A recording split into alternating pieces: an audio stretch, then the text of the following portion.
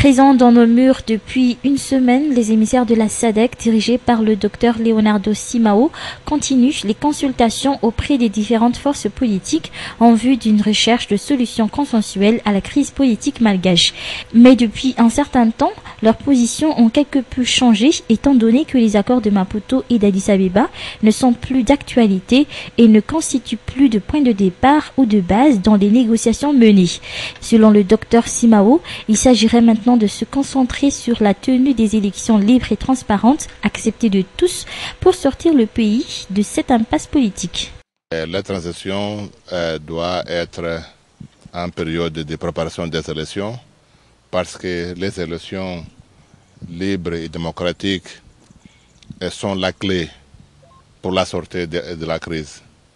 Mais il faut rappeler un peu l'histoire du pays, que les élections sont toujours suivies d'instabilité politique, parce qu'on dispute des résultats des élections.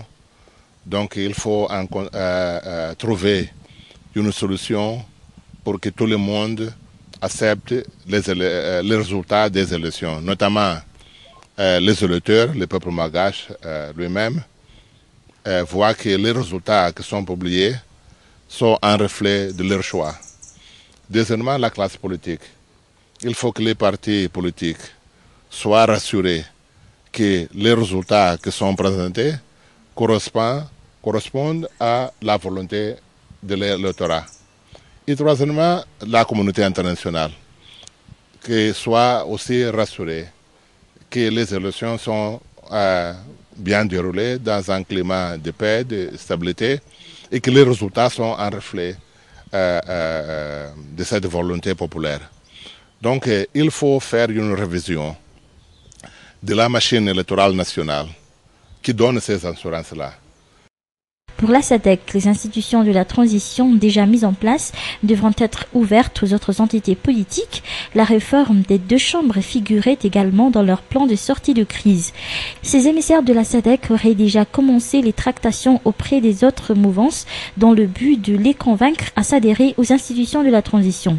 De son côté, le Premier ministre Albert Kami-Vital a réaffirmé ce jour, après sa rencontre avec les émissaires de la SADC, que la HAT est toujours prête à fournir des efforts afin d'améliorer la préparation et la tenue des élections en vue. Le docteur Simao n'est pas à son premier déplacement sur Madagascar. Je crois, si mes souvenirs sont bons, je crois qu'il est à sa 4e ou 5e. Et là, je crois qu'il restera un peu plus longtemps. Donc, il s'est déplacé ce jour au palais de Mazoarive pour une évaluation minime de toutes ces rencontres depuis son arrivée de mercredi dernier, pour nous informer, pour nous mettre au courant, pour éventuellement qu'on soit sur le même diapason par rapport à la situation politique. On a déjà commencé lors du référendum. La preuve, on a pu quand même mettre en place le CNI. Et les 3 places des 3 mouvances sont toujours disponibles au sein de la CNI. Donc ça prouve que nous voulons quand même, nous voulons vraiment, pas quand même, nous voulons vraiment que les élections soient transparentes et crédibles. Pourquoi renouveler, peut-être ajouter, remettre les gens qui devraient prendre les places. Bon.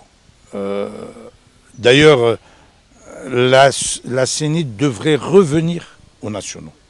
La rencontre entre le Premier ministre malgache et les émissaires de la SADC a duré 45 minutes, ici au Palais d'État de Mazoarive. Après le Premier ministre, les émissaires de la SADC ont rencontré les membres du Conseil militaire pour la défense nationale, ou CMDM, dirigé par le général Rantrabarsou, dans les locaux même du CMDM à Nalamaïti.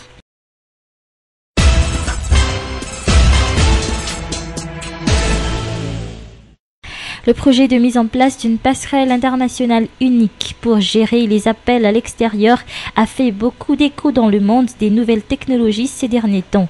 Pas plus tard qu'hier, les directeurs généraux de Telma, d'Orange ainsi que d'Airtel ont tenu à rencontrer les patrons de presse afin d'exposer à ces derniers les effets économiques d'une telle mesure. D'après ces opérateurs, ce projet les forcerait à augmenter le tarif des appels téléphoniques externes.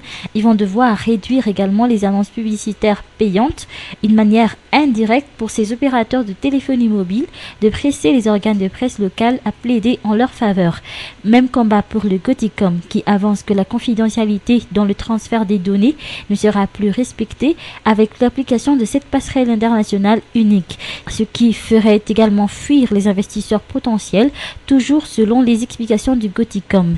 Interrogé sur ce sujet, le Premier ministre Albert Kamé-Vital, responsable par intérim du ministère de la Télécommunication et des Nouvelles Technologies, a souligné ce jour, en marge de son entretien avec les émissaires de la SADC, qu'aucun décret n'a été encore pris dans ce sens et que le gouvernement étudierait encore la question en ce moment.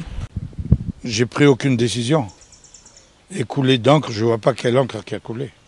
Parce que les opérateurs fonctionnent normalement, ils parlent de ne pas médiatiser, ils veulent attirer l'attention des médias. Hein, comme quoi, on ne va pas publier ça dans les journaux, c'est leur droit, hein, ils ne sont pas obligés de mettre des publicités dans les journaux. Mais ce n'est pas une raison de mettre ça sur le dos de l'État. Aucun décret n'a été signé concernant la plateforme.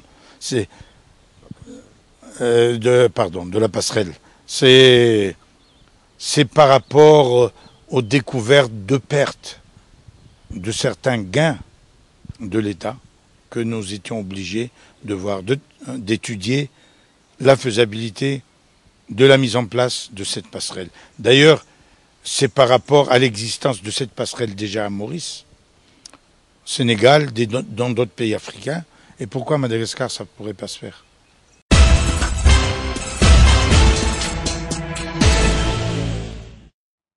Plusieurs habitants du quartier d'Alasour se plaignent actuellement de la coupure de l'électricité dans cette périphérie de la capitale. Selon les habitants, l'électricité aurait été coupée par la Jirama même depuis le 31 décembre dernier et depuis, elle n'a jamais été rétablie, au grand désespoir de ces habitants qui habitent dans un quartier où les attaques à main armée sont très fréquentes depuis un certain temps.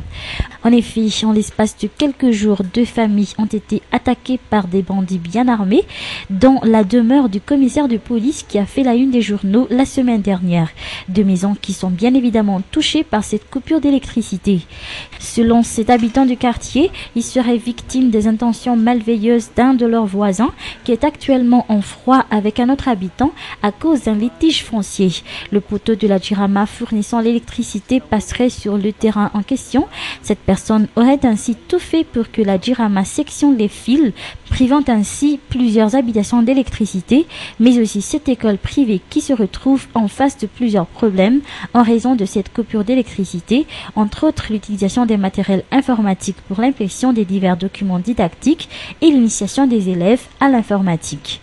En attendant l'issue de ce litige foncier, les habitants ne demandent que le rétablissement de l'électricité dans leur quartier dans un plus bref délai. Des réclamations auraient déjà été faites auprès de la Jirama sans aucun résultat jusqu'à maintenant.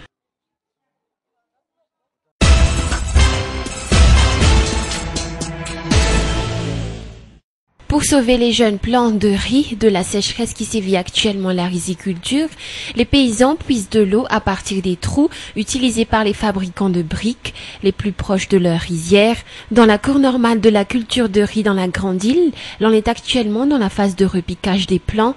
À cette époque de l'année, les jeunes plants commencent également à s'enraciner, ce qui n'était pas le cas en ce moment, a confirmé Jacout, un paysan qui a toujours exercé ses activités dans la culture de riz.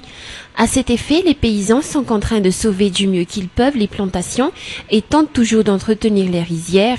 La situation actuelle est inquiétante toujours selon ces paysans à l'ouest de la ville si cela perdure jusqu'à la mi-février, car au-delà de la mi-février, il n'est plus besoin de cultiver du riz. La saison ne sera plus favorable à sa plantation.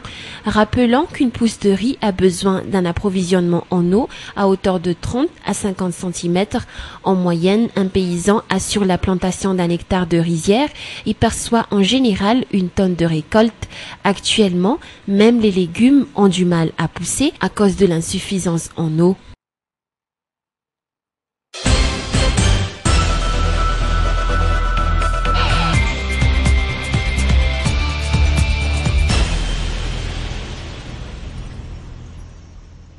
L'opérateur français qui est actuellement dans la Grande Île a effectué ce jour un compte-rendu de son séjour et les raisons de sa visite à Madagascar.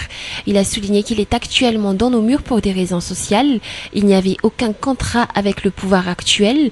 Toutefois, il a affirmé qu'il contribuera à des projets de création d'emplois en œuvrant dans le domaine de la construction d'infrastructures, notamment dans la construction d'écoles, se spécialisant dans la formation en commerce, chose qui a été faite dans d'autres pays européens, a toujours souligné cet ex-membre du gouvernement français. Comme dans tous les pays du monde, Madagascar doit également faire face à l'éternel problème, l'augmentation du taux de chômage du fait de l'accroissement de l'effectif des jeunes et la réduction de l'offre de travail, sans parler du manque de formation pré-emploi. À cet effet, Bernard Tapie et son fils ont confirmé leur volonté de venir en aide au peuple malagasy pour résoudre ce problème. 10 000 jeunes qui n'ont pas pu effectuer des études poussées pourront à cet effet bénéficier d'une formation et accéder dans le monde du travail. Ce serait de créer dans le pays les écoles telles que tu les as faites en France, qui s'appelaient, ceux qui ont une culture francophone le savent, c'était des écoles de formation pour des jeunes au métier du commerce et des affaires. J'en ai fait 4 pendant 5 ans et une 5e la dernière année. J'ai formé pratiquement 10 000, 9 900 et quelques pour être très précis, 10 000 jeunes qui, à la suite de cette école de formation, qui dure 6 mois, ont pu créer leur entreprise, avoir accès à la fois aux financiers, aux médias, au marketing, à l'ensemble des structures utiles.